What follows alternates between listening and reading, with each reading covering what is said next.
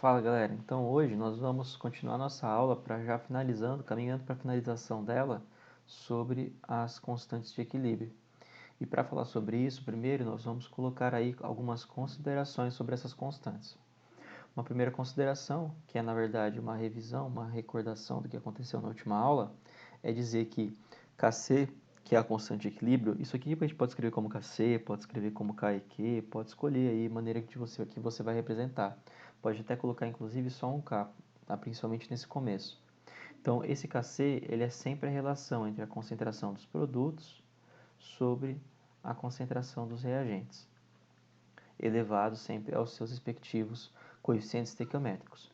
Kc também, a gente precisa salientar isso, ele é específico para cada reação química existente. Então você nunca vai ter que lembrar de cabeça o resultado de um Kc.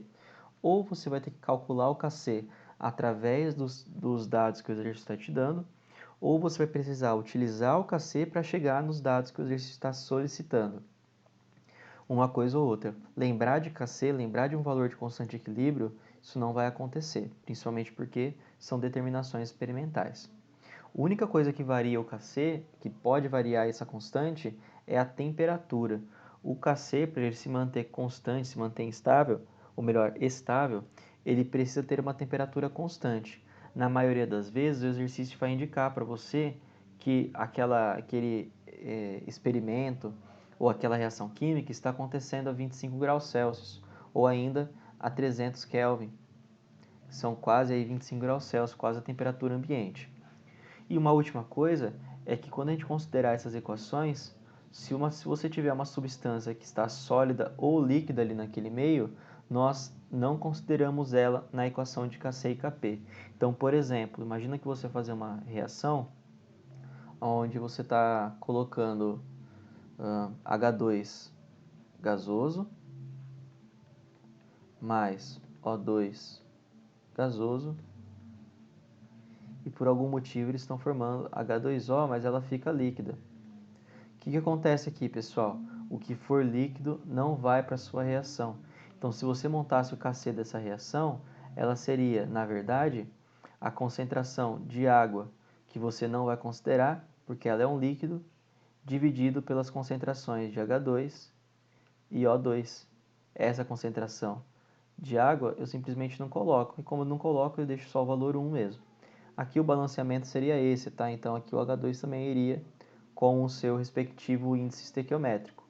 O índice do H2 é 2, o índice do O2 é 1, então ficaria aqui elevado a 2 e aqui elevado a 1. Simplesmente é isso.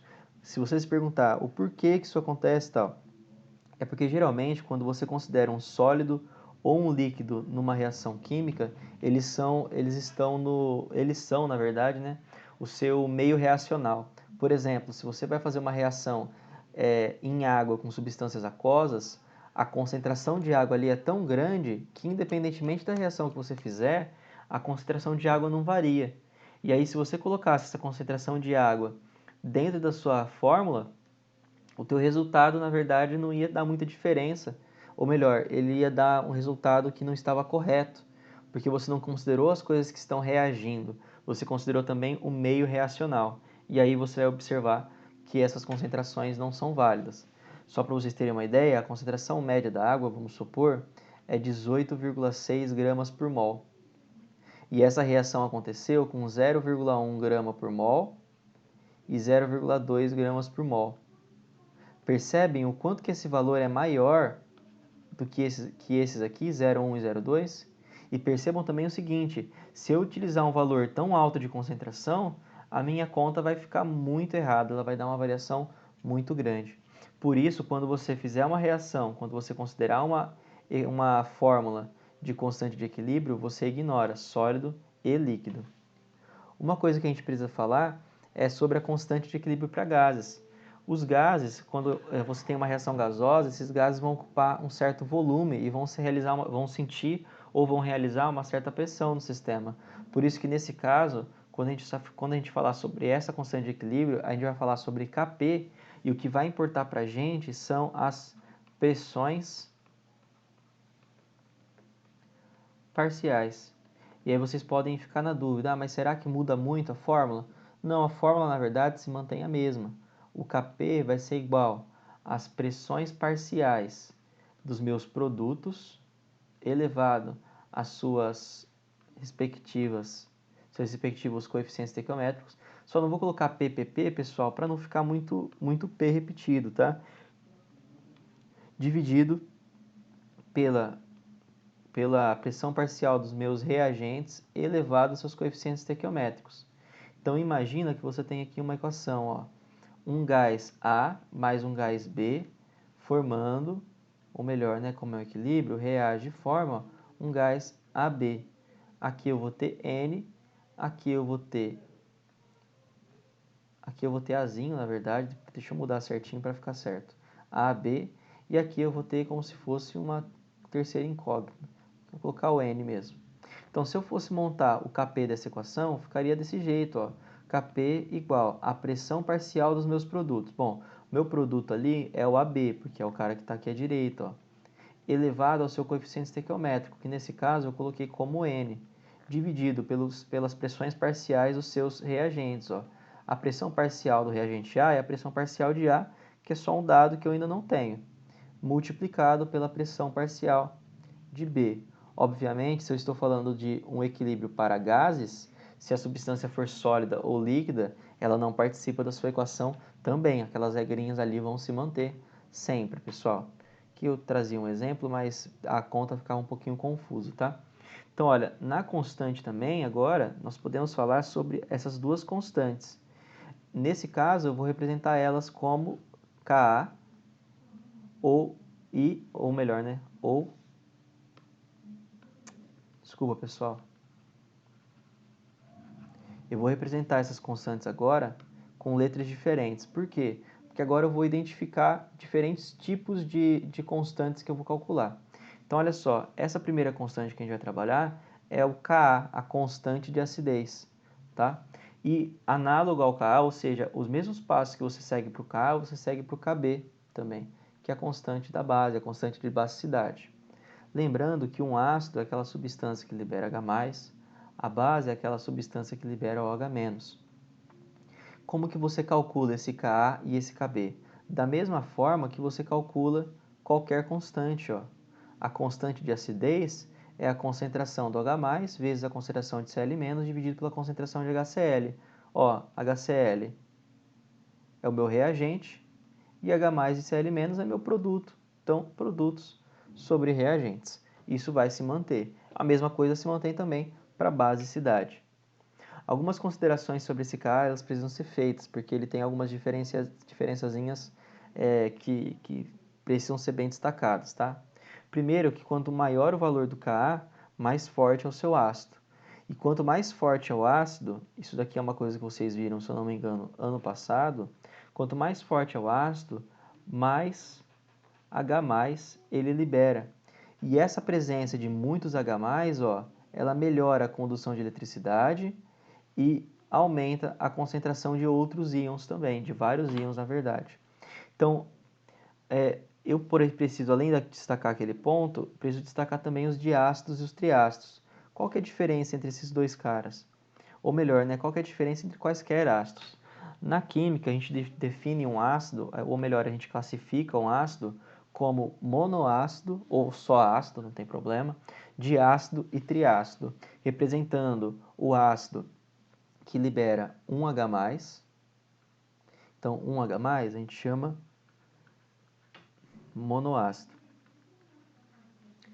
Quando ele libera 2H+, a gente fala que ele é um diácido, e quando ele libera 3, nós chamamos ele, na verdade, de triácido.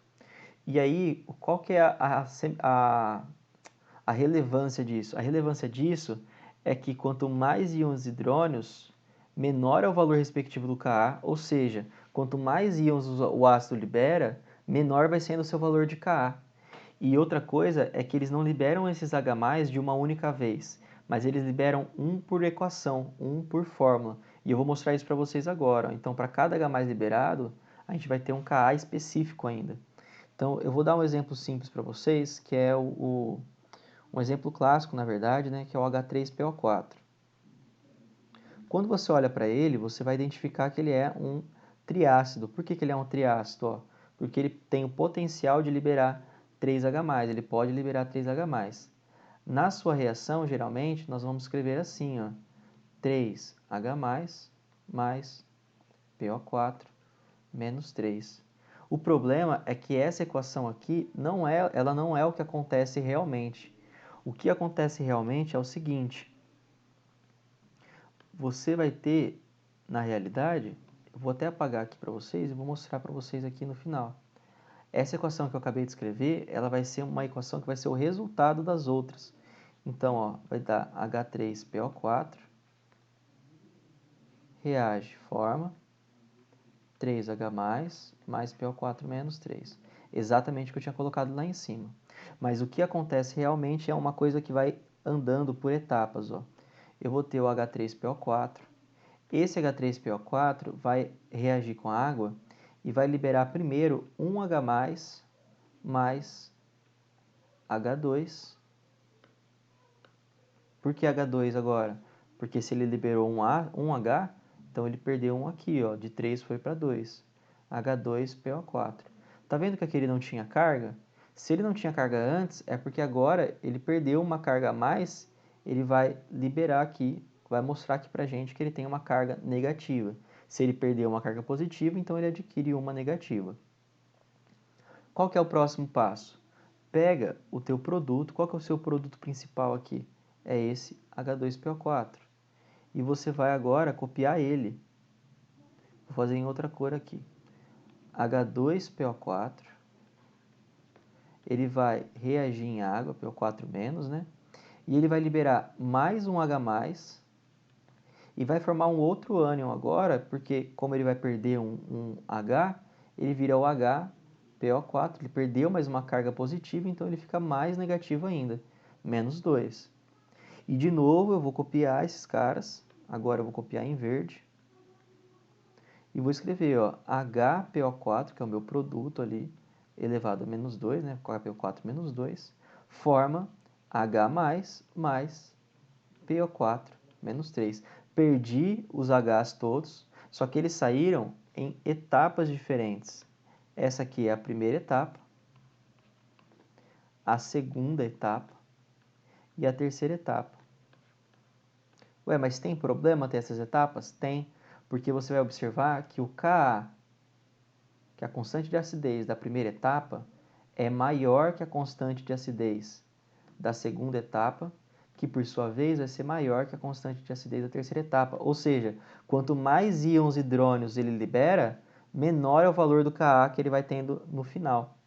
E aí, por que essa equação final aqui, que eu estou fazendo uma estrelinha, é a equação que a gente usa?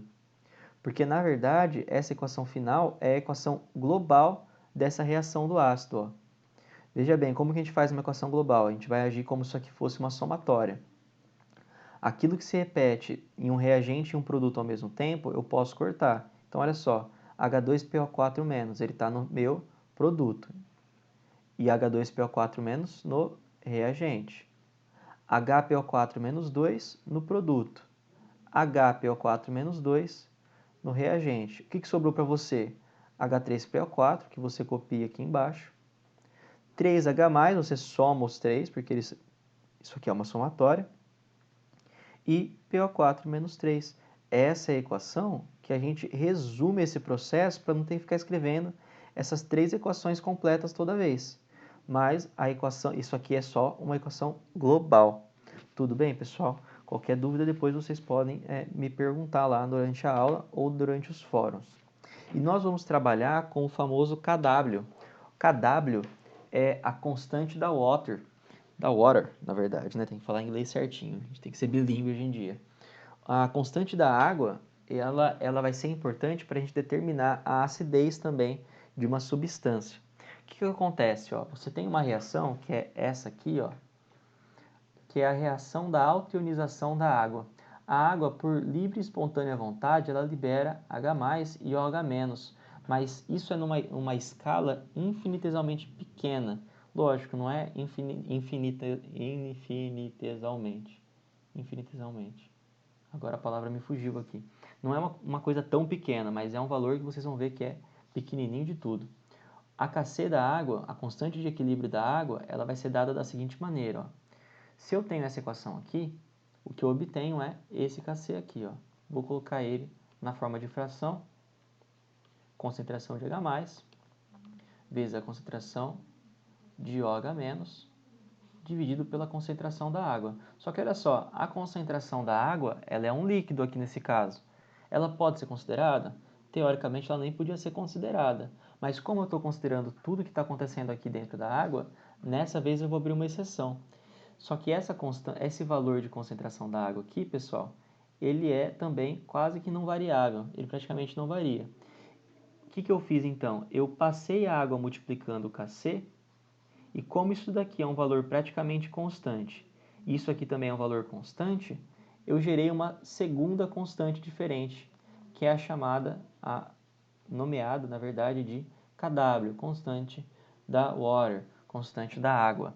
O que a constante da água nos diz? Ela nos diz que a constante de ionização da água ela é igual à concentração de H+, vezes a concentração de OH-. E olha só, esse resultado ele é padronizado no mundo todo. A 25 graus Celsius, esse Kw, ele é igual a 1 vezes 10 a menos 14.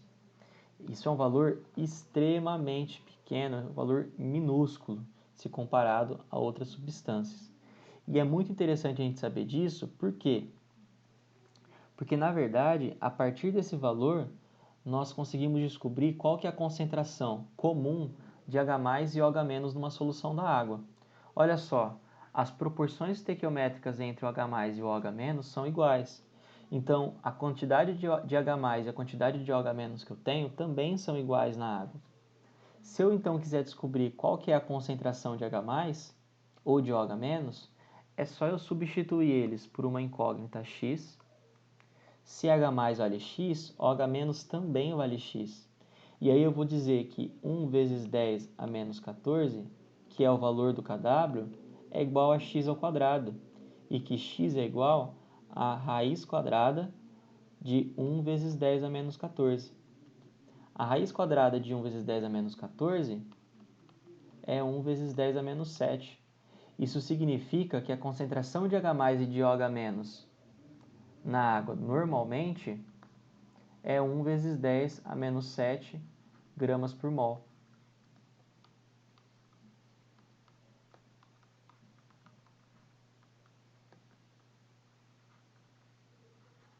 Vocês podem estar se perguntando, putz, mas isso não tem relevância nenhuma. Agora não tem relevância porque a gente não está falando de pH ainda, mas nós vamos falar aqui já sobre a escala do pH. O pH ele é calculado como menos o log da concentração de H+. Agora, às vezes, quando eu falei log, você já começou a ficar meio desesperado e falou, meu Deus do céu, o professor de Química vai começar a falar sobre log, isso não vai dar certo. Pessoal, fiquem tranquilos, ó, esse menos log da concentração de H+, e o menos log da concentração de H-, vocês vão ver que é muito simples. Para a gente, pelo menos, vai ser muito simples. Por quê, pessoal? Porque é o seguinte, ó, a escala do pH ela vai de 1 a 14. Olha só que engraçado, né? Qual que é o valor mesmo do Kw? Menos 14, é 10 a menos 14. E a escala de pH vai de 1 a 14. Será que isso é uma coincidência? Na verdade, não é coincidência ela ir de 1 a 14. E também não é coincidência a gente saber que 7 é o valor de pH neutro. Quando o pH é igual a 7, nós sabemos que isso é neutro. Olha só, o que é o pH neutro? 7. Qual que é o valor mesmo padrão de uma água pura quando a gente fala sobre quantidade de H+ e de OH-? 10 a menos 7. Por quê, pessoal? Porque, muito simples, ó. Se o pH é igual a menos log da concentração de H+, esse menos log, como eu não estou representando nenhuma base aqui dele, significa que ele é um logaritmo de base 10. Quando eu trabalho com logaritmo de base 10, vamos supor que eu estou trabalhando com uma concentração de H+, você fez as contas e descobriu que essa concentração valia 0,1 gramas por mol. Ou mol por litro, tanto faz. E aí você vai descobrir agora qual que é a concentração, qual que é o logaritmo disso daqui. O log dessa concentração, o menos log de 0,1, pessoal, na verdade, é igual a 1. Se você fizer o menos log de 0,01, que é uma concentração menor de logaritmo, de H+, desculpa. O H+ passou de uma concentração 0,1 para uma concentração 0,01. Pessoal, desculpa, eu usei gramas por mol, mas é mol por litro.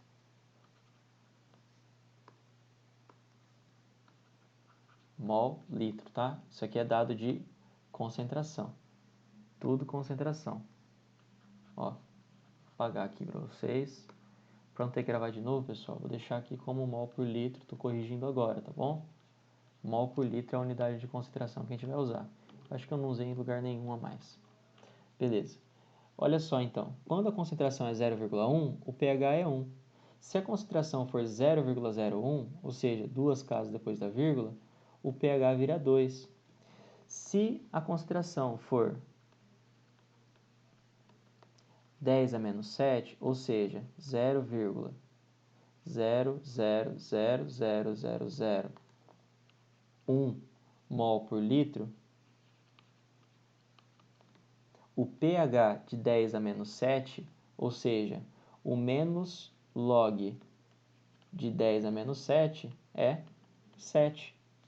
É simples assim, pessoal, achar o logaritmo dessas operações aqui. Então, qual que é a nossa razão aqui? Qual que é nossa lógica aqui?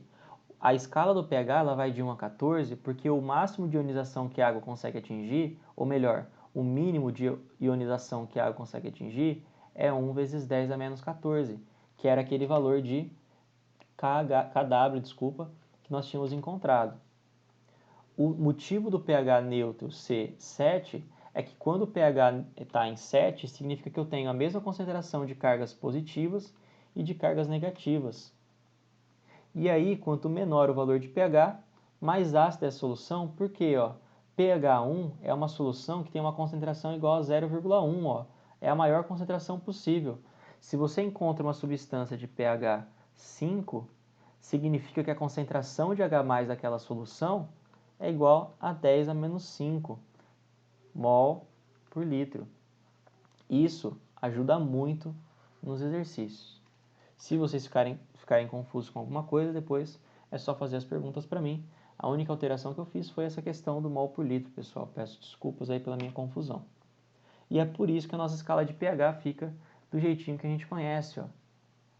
Quando eu tenho um pH ácido, ou seja, quando eu tenho pH igual a 0 ou igual a 1, eu tenho, na verdade, uma concentração de H+ muito grande.